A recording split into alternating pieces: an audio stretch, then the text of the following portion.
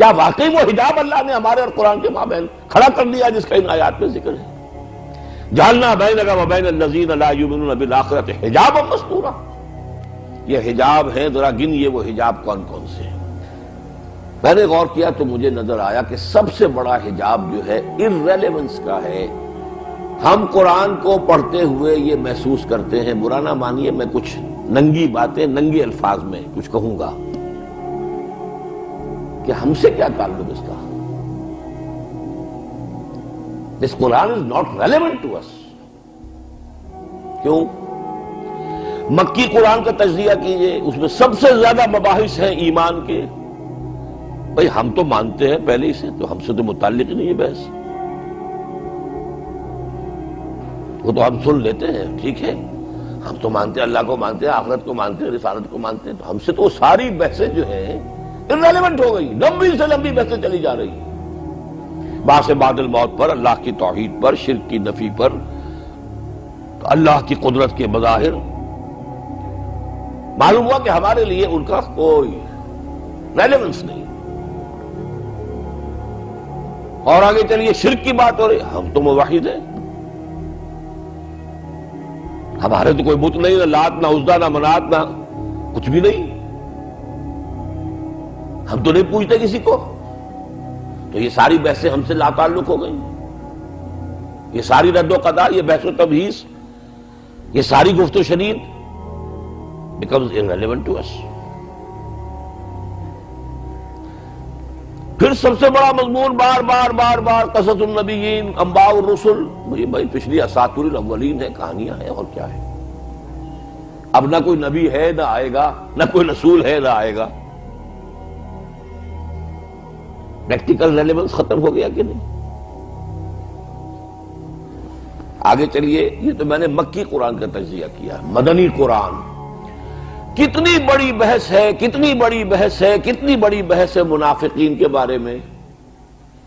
ہمارا احساس کیا ہوتا ہے، ہم سے کیا سروکار اس کا، اب کوئی منافق تھوڑا ہی ہے. وہ تھے ان سے بات ہو رہی ہے، کوئی سروکار نہیں. ہمارا دل کبھی لرزتا نہیں ہے، ہمارے رونگٹے کبھی کھڑے نہیں ہوتے ہیں. کیسے ہو جائیں؟ جو وحید آ رہی وہ ان کے لیے ہے بابا، ہمارے لیے کہاں. ہم سے کیا تعلق، سروکار کیا ہمارا، ہم سے نفاق کا کیا تعلق. جبکہ حقیقت کیا ہے،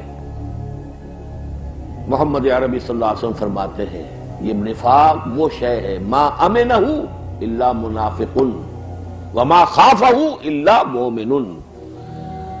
اس کے بارے میں، اپنے بارے میں اندیشہ ہوتا ہے نفاق کا صرف مومن کو، اور اپنے آپ کو نفاق سے محفوظ سمجھتا ہے صرف منافق.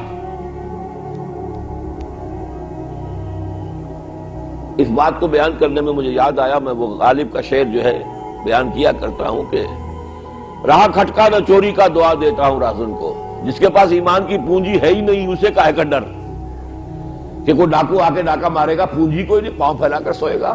جس کے پاس کوئی تھوڑی بہت پونجی ہے اسے ڈر ہے ڈاکے کا. تو جو صاحب ایمان ہوگا اسے خوف ہوگا نفاق کا، اور جو منافق ہے اسے کیا خوف، پاؤں پھیلا کر سوئے وہ، اور ہم سوتے ہیں. سورہ نساء پڑھ جائیے پوری، سورہ توبہ پڑھ جائیے، کلائمیکس ہے جو نفاق کے موضوع پر. سورہ منافقون پڑھ جائیے.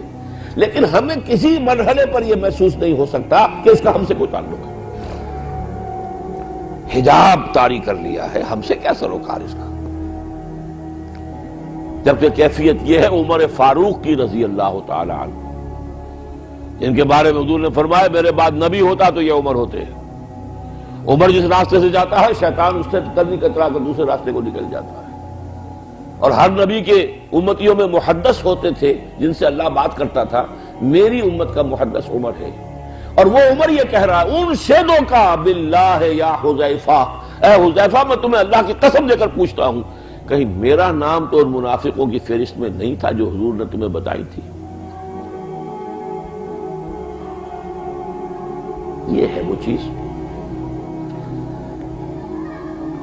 اگر اس سے اپنے آپ کو محفوظ اور معمون اور مسئول اور بالکل بری اور پاک اور عرفہ اور اعلیٰ اور منزہ نہ سمجھیں تو پھر ہمیں ان آیتوں سے بھی کچھ ملے گا، کچھ فائدہ ہوگا. کچھ ہمارے جو ہے رنگ دھلیں گے، کچھ میل جو ہے وہ صاف ہوں گے، لیکن جب سروکاری نہیں تعلق نہیں۔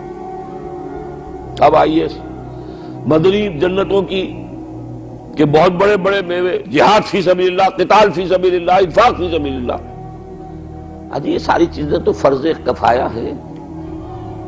چھٹی کہاں تعلق رہے؟ فرض عین تو نماز ہے، وہ ہم پڑھتے ہیں۔ فرض عین روزہ ہے، ہم رکھے، ہم نے پورے رکھے، 29 رکھے۔ یہ چیزیں جو ہیں یہ تو خاص وقت کی تاریخ کہہ لیں، ان کو فرض کفایہ کہہ لیں، جہاد کو لازم تو نہیں، وہ حصہ بھی ہم سے منعقد ہے، کوئی تعلق ہی نہیں۔ پڑھ جائیں گے پوری سورہ، سب پڑھ جائیں گے، لیکن مجال ہے کہ ذرا سا انٹروسپیکشن ہو، ذرا سا انسان اپنے اندر جو ہے درو بینی سے کام، لیکن میں کہاں کھڑا ہوں؟ غالباً شیخ سعدی کا شعر ہے یہ کہ جان جملہ علم ہا این است و این، تاب دانی من کیم در یوم دین۔ کل علم کا خلاصہ لب لباب یہ ہے کہ تم یہ جان لو کہ قیامت کے دن تم کہاں کھڑے ہوگے، منافقوں کی فہرست میں ہوگے یا مومنوں کی فہرست میں؟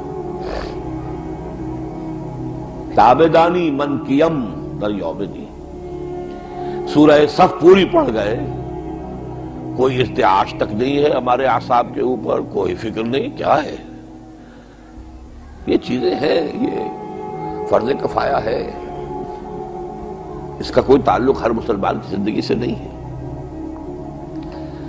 مدنی قرآن میں اگر کوئی شے ذرا سی ہم سے متعلق نظر آتی ہے تو عبادات ہیں،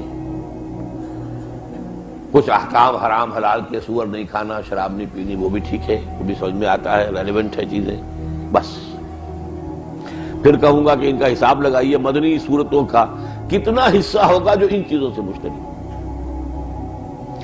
پوری صورتیں چلی گئی ہیں، 4 رکوعوں کی سورت سورہ حدید، نماز کا ذکر ہی کہیں نہیں ہے، کہیں نہیں، ذکر ہی نہیں کہیں۔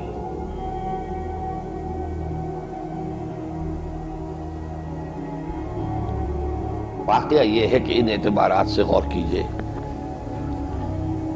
کہ ہمارا جو قرآن مجید کے ساتھ متعلق ہونے کا تصور ہے وہ ان حجابات کی وجہ سے ختم۔ قرآن ہم سے متعلق ہی نہیں۔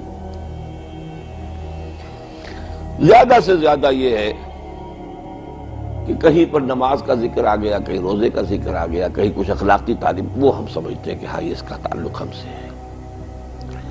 یہ ٹوٹل قرآن کا کتنا حصہ ہوگا؟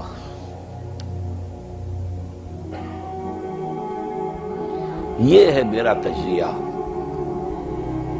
اور اس حجاب کو دور کرنے کے لیے جس شعور کی ضرورت ہے وہ کیا ہے؟ پہلا شعور یہ کہ ہمارے پاس ایمان نہیں ہے، ایک عقیدہ ہے، ڈوگما ہے، ایک ریشیل کریڈ ہے، ایک متوارث عقیدہ ہے، ہمارے دلوں میں ایمان جاگوزی نہیں ہے۔ یہ سمجھنا کہ ہمارے پاس ایمان ہے وہی حماقت ہے جو کی تھی بدوؤں نے، قالت الاعراب آمنا قل لم تؤمنوا ولکن قولوا اسلمنا ولما يدخل الايمان في قلوبكم۔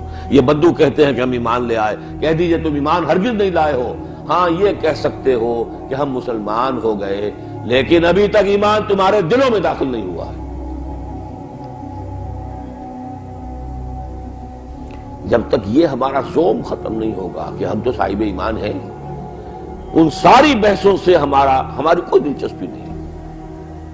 اساطیر الاولین، میں لفظ بھی بڑا سخت استعمال کر رہا ہوں، جو کفار کہتے تھے اساطیر الاولین، ہمارے لیے بالفعل پریکٹیکلی وہ ساری بحثیں جو ہیں اساطیر الاولین کے درجے میں ہیں۔